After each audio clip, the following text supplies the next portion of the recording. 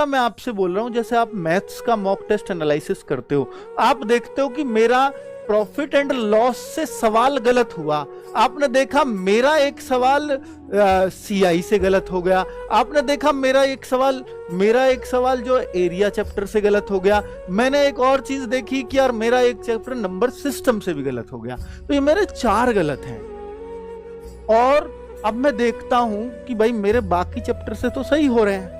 फिर ये देखो जो सही हुए हैं उनमें आज कौन सा तुक्के से सही हुआ, ये पता होता है, मॉक टेस्ट देने वाले को पता होता है कि मैं इतना कॉन्फिडेंट नहीं था पर ये तुक्के से सही हुआ है। एक तो उस चैप्टर का नाम भी इसी में डाल दीजिए,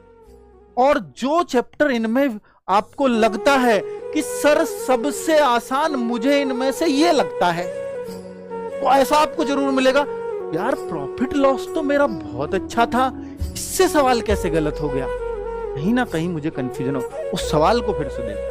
और ये प्रण लीजिए कि अगर आपको हर सबसे हल्का चैप्टर उठाइए जो आपको सबसे आसान लगता हो, पहले उस पर पीछा करिए और बोलिए कि जो सही हुए हैं इनमें को तो मैं हमेशा ही सही करता हूं, पर जो गलत हुए हैं चैप्टर आज, इनमें से एक चैप्टर का प्रण लेता हूं कि अगले हफ्ते इस चैप्टर से सवाल गलत नहीं होने दूंगा, इस चैप्टर के पीछे पड़ जाइए। आप देखेंगे कि मैथ्स के जो आपके 4-6 चैप्टर हैं जो बहुत वीक थे, एक एक हफ्ता आपने दिया, कुछ मत पढ़ो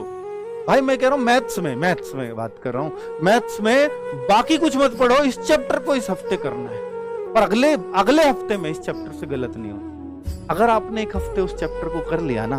आपका आगे कभी गलत नहीं होगा, उस चैप्टर वो आपका फेवरेट बन जाए। और आप देखेंगे कि ये जो 4 मुझे मुश्किल चैप्टर लगते थे, इनमें से एक को मैं खत्म कर चुका हूं, 3 बचे हैं।